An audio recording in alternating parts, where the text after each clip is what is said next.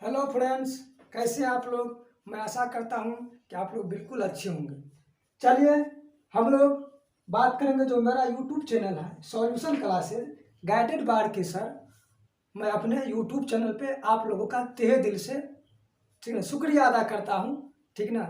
और हमारे YouTube channel जो है सॉल्यूशन क्लासेस, जिसमें आपको जितनी भी कॉम्पिटिटिव एग्जाम होती है, चाहे वो बैंकिंग हो, चाहे एसएससी हो, चाहे रेलवे हो, चाहे एनडीए हो, चाहे सीडीएस हो, चाहे बीपीएससी हो, चाहे यूपीएससी हो, कोई भी अदर कॉम्पिटिटिव एग्जाम होती है, जो भी वन डे एग्जाम होती है, खास करके ये पीरियोडिक टेबल जो होता है रेलवे में तो इतना इंपॉर्टेंट है कि उसका वर्णन नहीं कर सकते हैं। आज उसी के बारे में हम लोग आवर्त सारणी के बारे में चर्चा करेंगे, यानी पीरियोडिक टेबल के बारे में चर्चा करेंगे। आखिर पीरियोडिक टेबल बनाने की आवश्यकता क्यों पड़ी, और बेहतरीन तरीके से बहुत ही सिंपल वे में हम लोग इसके बारे में line by line step by step चर्चा करेंगे। चलते हैं हम लोग बिना वक्त गंवाए आगे की ओर अपना सिलेबस की तरफ। सबसे पहले आवर्त सारणी। आखिर आवर्त सारणी जिसको हम लोग पीरियोडिक टेबल बोलते हैं, क्यों बनाने की आवश्यकता हुई, तो यहाँ लिखा है तत्वों के अध्ययन की सुविधा के लिए, यानी जो एलिमेंट्स होती है उसी की सुविधा के लिए हम लोग को क्या बनाना पड़ा बाबू, आवर्त सारणी बनाना पड़ा।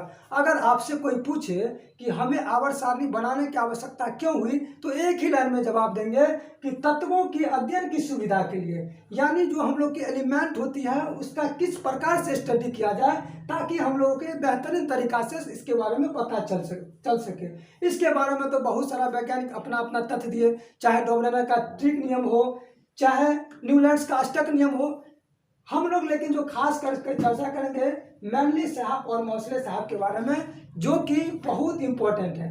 जब मैनली साहब आवर्त सारणी बनाए यानी पीरियोडिक टेबल बनाए, कब बनाए, तो 1869 यानी 1869 में इसने आवर्त सारणी बनाए। जिस समय ये आवर्त सारणी बनाए थे उस समय 63 एलिमेंट थे। अब बाबू क्वेश्चन ये पूछता है, एक बार रेलवे में क्वेश्चन पूछा गया कि जो मैनली साहब थे जब आवर्त सारणी बनाए तो उस समय कितने एलिमेंट्स थे, तो आराम से जवाब देना है, घबराना नहीं है। कितना एलिमेंट थे बाबू, याद रखना है 63। कितना एलिमेंट थे, 63 यानी 63 एलिमेंट थे। ये भी कभी कभी पूछ देता है, अलग अलग बुक में इसका अलग अलग इसमें दिया है, इसलिए घबराना नहीं है। लेकिन ये जरूर क्वेश्चन पूछता है कि मैनलिफ का जो आवर्त सारणी था उसमें कितने एलिमेंट्स से हम लोग को याद करना है, 63। अब आखिर मैनलिफ का आवर्त सारणी होता क्या है, तो मैनलिफ साहब जिस समय आवर्त सारणी बनाए इसके बारे में हम लोग थोड़ा सा चर्चा करने जा रहे हैं।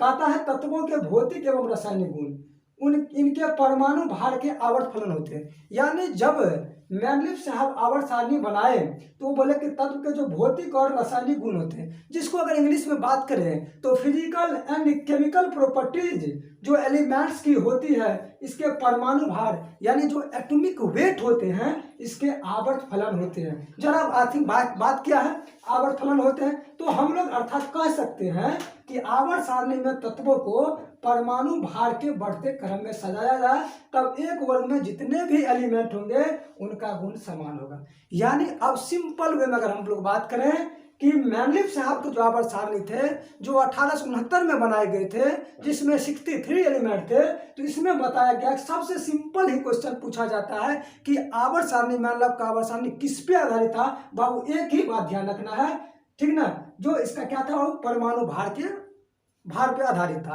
एक ही क्वेश्चन पूछता है कि मैनलिफ का आवर्त सारणी किस पे आधारित है, तो हम लोग एक ही लाइन में आंसर देना है कि जो परमाणु मैनलिफ का आवर्त सारणी था वो परमाणु भार, किस पे, परमाणु भार, जिसको इंग्लिश में अगर बात करें तो एटॉमिक वेट। यही क्वेश्चन आज तक पूछा गया है जो भी एग्जाम हुई, वन डे एग्जाम।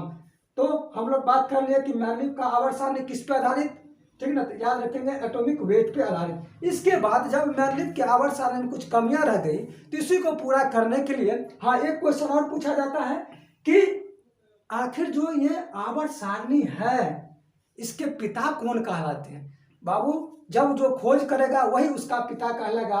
याद रखना कि आवर्त सारणी का पिता बोला जाता है किसको, तो आंसर लगाना किसको, मैनलिफ को। किसको लगाना, मैनलिफ का। लेकिन यहाँ सचेत हो जाना है कि क्वेश्चन में पूछा क्या गया है, आवर्त सारणी का पिता पूछा गया है या आधुनिक आवर्त सारणी का पिता पूछा गया।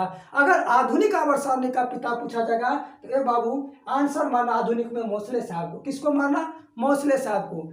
अगर मैनलिफ को मार दिया तो बोरा में चल जाएगा, बोरा में नहीं जाना है। किस में जाना है बाबू? बोरा में नहीं जाना है। हम लोग को एग्जाम क्वालिफाई करना है, इसलिए हम लोग बारीकी से अध्ययन करेंगे। चलते हम लोग मौसले साहब के बारे में चर्चा करते हैं। मौसले साहब, ये क्वेश्चन एक बार हमेशा क्वेश्चन पूछा जाता है कि जब आधुनिक आवर्त सारणी का निर्माण हुआ, कब हुआ बाबू? ये क्वेश्चन में पूछा गया, इस भी शायद पूछा गया है, तो याद रखेंगे 1913 में। यानी 1913 में कब कोई क्वेश्चन पूछे कि मौसले जो अपना आवर्त नियम दिए थे कब दिए थे, तो हम लोग को आंसर देना 1913 में। कब दिए थे? 1913 में। यानी ये बंदा क्या किए थे? सब बात तो वही था, तत्व के भौतिक एवं रासायनिक गुण में परमाणु संख्या के आवर्त समान आवर्त फलन। ए बाबू, अब यहाँ ध्यान, जिसको मैं राउंड कर रहा हूँ उस पर खास करके ध्यान देना है। इसका जो मैनलिफ साहब का आधारित था ये परमाणु भार पे था, लेकिन ये मौसले साहब जो दिए ये परमाणु संख्या पे दिए। इतना इंपॉर्टेंट क्वेश्चन है, इतना बार पूछा गया है कि गर्दा गर्दा हो गया है, बच्चा रट लिया है। तो हम लोग को भी रटना है, रटना नहीं, कॉन्सेप्ट को समझना है।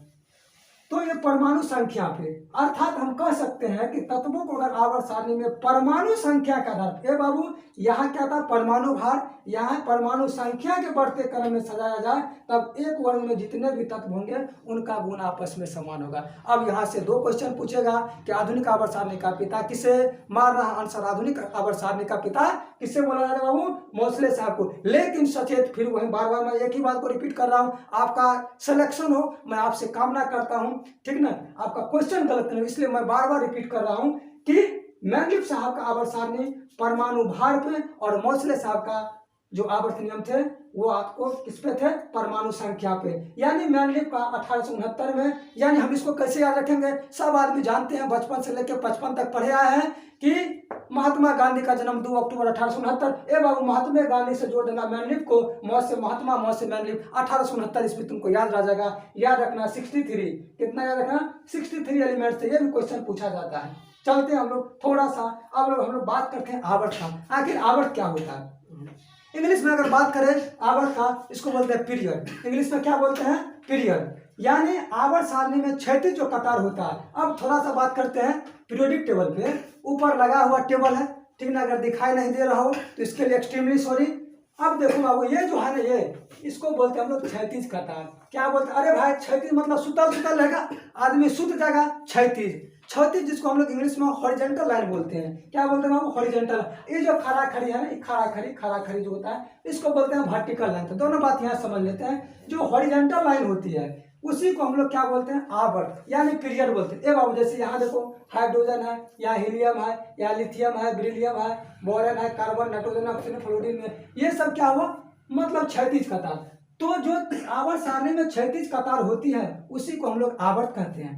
और मैनलिफ एवं मौसले के अनुसार क्वेश्चन ये पूछा जाता है, आवर्त की संख्या कितना बाबू? 7। ये जो थोड़ा दिखाई दे रहा है ना, ये दिखाई तो दे रहा है 1 2 3 4 5 6 7, इसी को हम लोग बोलते हैं आवर्त। क्या बोलते हैं? आवर्त। अब हम लोग बात करते हैं, क्वेश्चन आता है कि मैनलिफ और मौसले के अनुसार आवर्तों की संख्या कितनी? ए बाबू, आंसर मारना 7। क्या मारना? 7, यानी 7। अब हम लोग थोड़ा सा बात करते हैं वर्ग के बारे में, ठीक ना। वर्ग क्या होता है? अभी तुरंत बोले कि आवर्त सारणी उदर स्तंभ, इंग्लिश ध्यान देना है, इसको बोलते हैं हॉरिजॉन्टल लाइन। ए बाबू, ये जो खड़ा खड़ी है, खड़ा खड़ी, यही तो कौन है? नजर आ रहा है, इसी को बोलते हैं वर्टिकल लाइन यानी उधर। जैसे हेलिना के रब से फरियाद, ऐसे लोग याद रखता है, यानी बेटा मांगे कार स्कूटर बाप राजी, यानी HLINKRBCSFR, ये सब जो होता है तो याद रखेंगे। अभी मैं खड़ा हूं तो वर्टिकल, मैं सुत जाऊंगा। जिस दिन आदमी मर जाता है उसको सुला दिया जाता है, तो समझ जाना वो धरती पे समा गया, यानी उसको बोलेंगे बाबू आवर्त। क्या बोलेंगे? आवर्त। और जो आदमी जिंदा है, जो जलाने के लिए जगह कंधा पे, उसको बोलेंगे वर्ग, क्या उसमें जिंदा है। तो मैनलिफ के अनुसार वर्ग की संख्या 9 तथा मौसले के अनुसार कितना? 18। अब बोलेगा इसमें 18 है ना बाबू, यहाँ से तो नजर आ रहा है 1 से लेकर 18 तक है। ये किसका पीरियोडिक टेबल है? तो ऊपर लिखा है मॉडर्न पीरियोडिक टेबल। ये जो दिए थे मौसले साहब दिए थे, जिसमें वर्गों की संख्या 18 होती है। अब क्वेश्चन ये आ जाता है कि पहला आवर्त में कितना तत्व? नजर आ रहा होगा हाइड्रोजन हीलियम। अब कोई पूछे पहला आवर्त में कितना तत्व, बोलेंगे 2 तत्व। दूसरा में कितना? 8, यानी LIBEBCNOFN। ये इसी प्रकार तीसरा में भी 8, चौथा में 18, पांचवा में 18, छठा में 32 और 7वां बाबू शेष तत्व। 7वां 100 शेष तत्व।